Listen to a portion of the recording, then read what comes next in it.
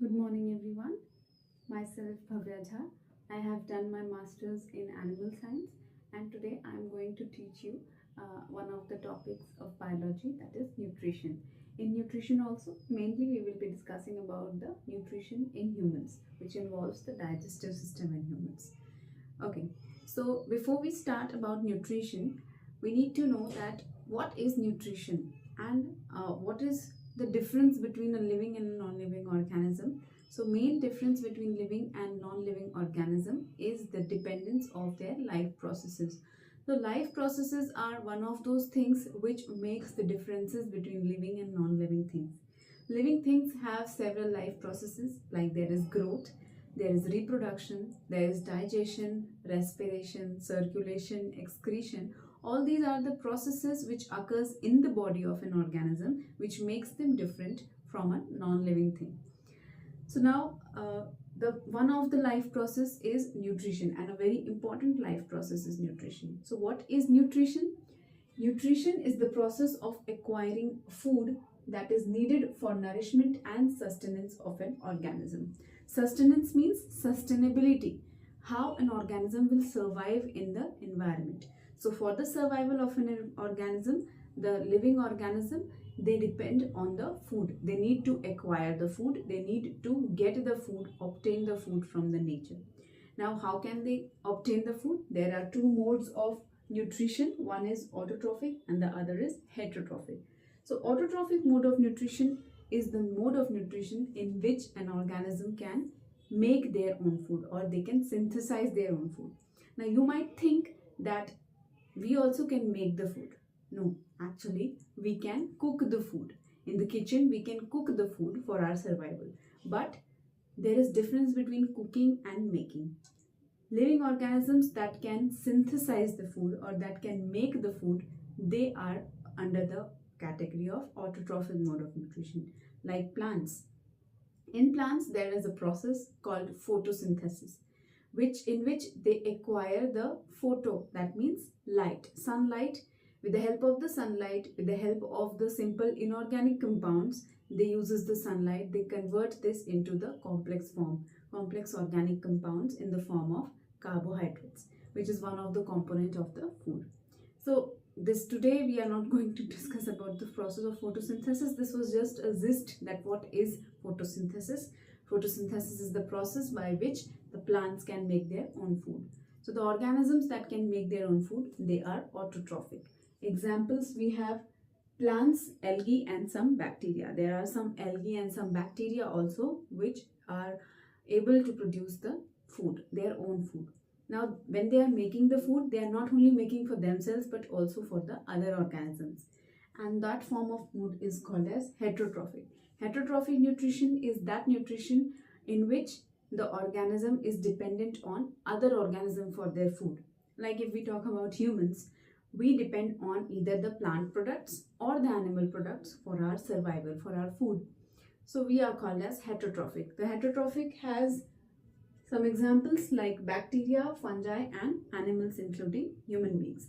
Now this heterotrophic mode of nutrition is also of three categories, that is holozoic, saprophytic and parasitic. So first one is holozoic. Under holozoic we have the examples of amoeba and humans. Now what is this holozoic mode of nutrition? Holozoic mode of nutrition is that one in which the organism can ingest, that means they can eat the food, they can eat the complex food and they can break it down into internally in their body. They can break it down and use that food and which is absorbed in the body to obtain the energy. That is called as holozoic mode of nutrition. Second one is saprophytic mode of nutrition, which is present in fungi. Now in saprophytic mode of nutrition, what happens? Organisms, they feed on dead and decaying matter. When they depend on the dead and decaying matter, the matter is digested outside of the body and then it is absorbed inside the body for nourishment.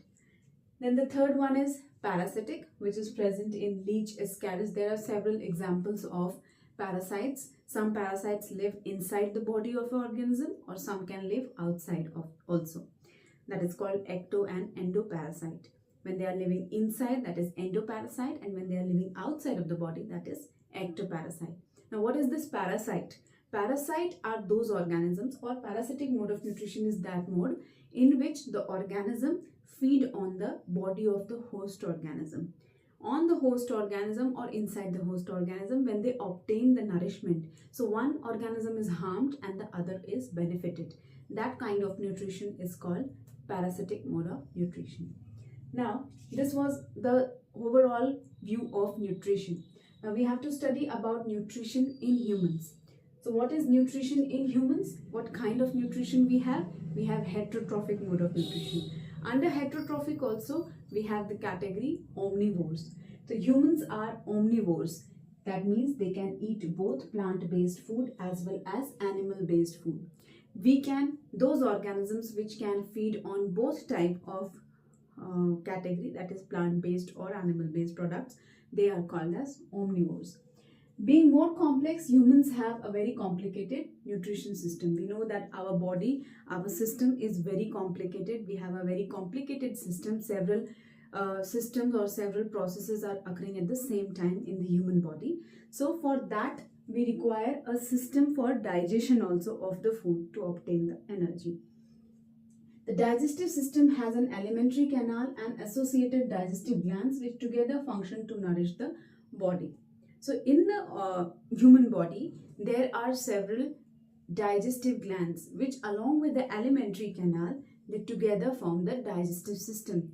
So what is the alimentary canal? Alimentary canal is one tube that runs from our mouth, from where we obtain the food, we eat the food, till the end point of our body, that is anus, from where we excrete out the waste material. So this complete length is called as alimentary canal.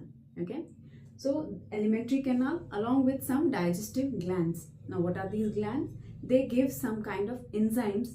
Those enzymes along with the organic matter that will break down, and then we will obtain the energy. So there are 5 stages in human nutrition. First stage is ingestion. What is ingestion? Food intake through the mouth. The process of eating of the food through the mouth, that is called ingestion. Second is digestion. The food that we have eaten, that is in the form of complex form. So we need to break it down so that our body recognizes it. So that process is called digestion. Then absorption. The food that we have eaten already, that has been broken down into the simpler form. Now that simpler form is identified by our body, that is absorbed in the blood. Now that blood will carry the food to the places where it is required. That is called assimilation. So the absorbed nutrients are taken up by the cells. Suppose if our brain is working, so our brain requires the food. It requires the glucose for working. So the body, after digestion, after absorption, the blood will take the food or the absorbed food to our brain cells, and that process is called assimilation. And the last one is egestion. Egestion is waste materials when they are ejected out of the body. After being used, the useful things when we use up, there are certain waste materials also which our body does not require, and they are being excreted out of the body. That is called egestion. Now moving ahead to the human digestive system, as I told you, human digestive system comprises of alimentary canal and associated digestive glands. Now this alimentary canal has some pathway, okay, and the pathway constitutes of some organs. So the first one is buccal cavity, which is our mouth, that is called as buccal cavity. Then after buccal cavity, when we take the food, it passes into the food pipe, also known as esophagus. The food pipe through which the food will reach to our next organ, which is stomach. After stomach, the food will pass to the small intestine. Then it will go into the large intestine. And after that, after complete process, the waste material will be excreted out through the anus. So this was about the pathway of digestive system, or we call as alimentary canal. Now here you can see, this is the complete diagram of a human digestive system. Human digestive system has several organs, as we talked about. This one is the tongue. Tongue is the organ which helps in mastication. Mastication means churning, okay, mixing up. Churning mein there will be teeth. We use the teeth for grinding or mixing, but tongue tongue helps in the other process, like it helps to take the taste, it helps to recognize or swallow the food. So this is tongue. Then there is mouth, which makes the buccal cavity. After buccal cavity, the food will pass to the esophagus, okay, that is the food pipe. Now here is one more organ, that is diaphragm. Now this is not a part of digestive system, this is a part of respiratory system, but here, since we need to show you the difference between these two cavities, so that is why it is demarcated or divided through this organ, that is a diaphragm. So after this esophagus, there is the organ that is called stomach. Then associated to the stomach, this is your liver. Liver mein there is another organ that is called as gallbladder. After this, associated organ is pancreas. Then after stomach, the food will pass into the small intestine, then further to the large intestine, and at the end there is anus. There is one more small organ that is called appendix. Appendix is a vestigial organ. Vestigial means the organ which does not have major function in our body at present. They are called as vestigial organ. So these are the organs of digestive system that we have to follow. Now next is the process or the physiology behind the process of digestion. How this digestion happens, what all things are being digested and how they are being digested. So one by one we will study about the steps that are involved in digestion. So as I told you that the physiology of digestion, how it proceeds in the way that the food that we take, since the food that we are taking or we are eating, that food is the complex form. Complex form of food, they are majorly, the food has different components we know. One component is carbohydrate, other is fats, then there are proteins, vitamins, minerals, roughage, all these are the components. But the major three are carbohydrate, fats and protein. So all these three are the complex organic matter which we take in the body. Now our body does not recognize the complex form. Already the body has several complex things, so it does not recognize the complex form. What it does, it convert that complex compound into the simpler form. Then our body is able to recognize it because the body has to absorb it. Then only we will get the energy. So to obtain the energy, what we need to do, we need to convert the this complex form of compound into simpler form. Then that simpler form of the compound or the simpler form of the organic matter, it will pass on or it will absorbed by the body. Then the body, in the body we have blood. Now blood will circulate it wherever the body requires it. Like if we require energy in our hands for writing, so for giving the energy in the hands, we need the food item to give the energy. So what will be done? The blood will bring the food to our arms. So arms will obtain the energy. That is the assimilation process that we discussed about. Then there the energy will be utilized, and whatever the waste material will be there, it will be ejected out. Egestion. So first we will start with the physiology. So the first organ that is involved is mouth. What is the role of mouth? Only one role is there, intake of whole food. Whatever food we are eating, it will take up all food. Second is teeth. Teeth's function is chewing or grinding of the food. Whatever food we are taking, the first thing is to chew it or to break it down into smaller form. The next is tongue. Tongue, what does it do? Rolling, tasting and swallowing. The food that we have taken, it needs to be swallowed into the food pipe. Next is salivary glands. Now salivary glands, as the name suggests, it is present in saliva. Now saliva, what it does, it will secrete the saliva along with mucus. Now in this saliva, there is an enzyme present that is called as salivary amylase. Salivary amylase is the enzyme that will break the starch.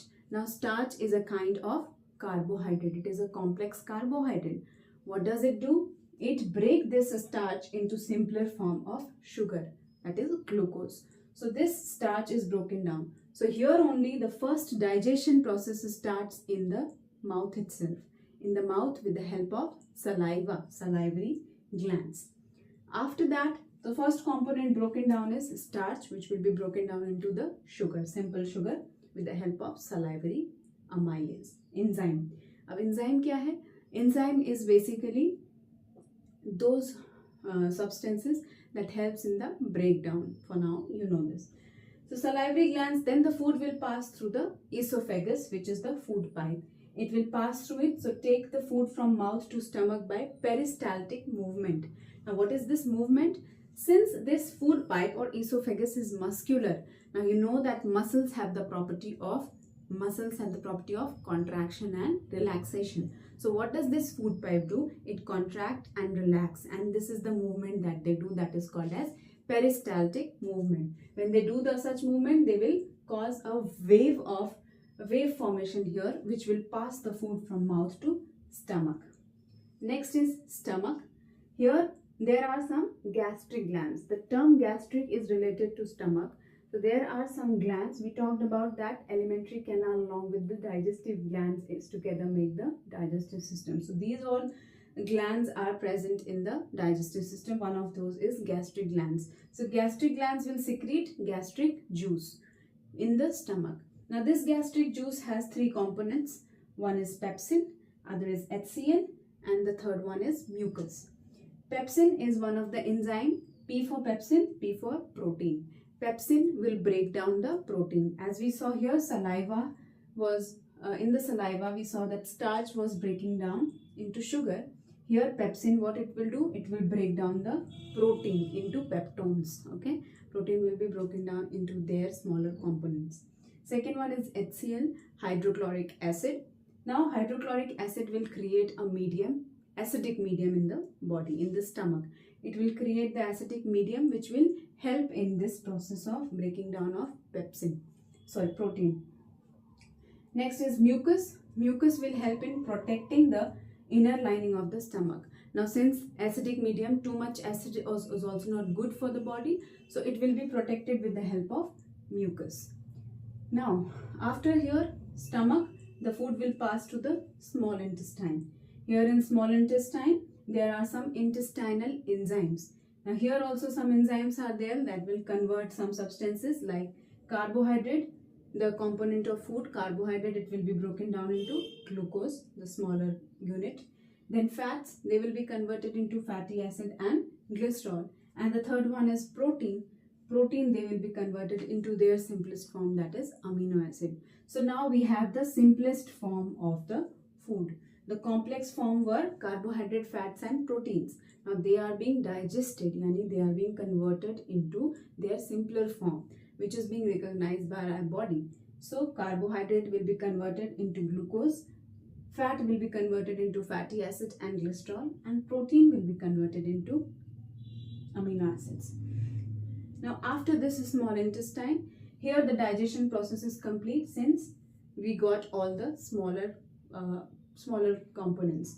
Now after that, small intestine is there. Small intestine has two parts, that is villi, and the second one is receives the secretion from different parts. So villi, what does it do? Villi are basically the finger-like projections. Okay, those projections, they will help in the absorption. Now if we have something which is a normal base, okay, this base converts into finger-like projection. Now here there are fingers, so finger-like projection will increase the surface area. When the surface area will be increased, that means they will give more space for the absorption. So this villi also does the same thing. It helps in the absorption of food into the blood. It increases the surface area, because of which more and more substance will be absorbed in the blood. Now next is small intestine's function is to receive the secretion from other two organs, that is liver and pancreas. Here we saw that they are associated organs of the digestive system. So first is liver. Liver will secrete bile. What bile will do? It will cause the emulsification of fat, yani breakdown of fat. They will break down the large fat globules into the smaller ones. And there is another organ, that is pancreas. What it will do? It will secrete some pancreatic juice. Those pancreatic juice involves trypsin, lipase. These are the enzymes that will break down. Now trypsin will break down protein. Protein go into the peptones, and lipase, what it will do? It will break down the fats into lipids. So this is also the process of digestion. Here also it is completed. Now the next step is Large intestine. So up to here we saw that small intestine, till the small intestine the digestion is completed, because now we have got all the smaller and simpler forms of the component of the food. And the last step is large intestine. What is the role of large intestine then? It will absorb excess of water. Whatever excess of water is present in the body, that will be absorbed by the large intestine. And because our body requires water, as much as water we can take from the food or from the substances that we obtain, we need to get it. Apart from that, whatever excess is left, that will be absorbed. Then large intestine, what it does, the rest of the material is removed from the body via anus. So now after whole process of digestion, whatever waste is there, that will be excreted out via large intestine. So this is the complete process or physiology behind the process of digestion. So this was all about this complete topic. I hope you understood the topic. Thank you. Have a nice day.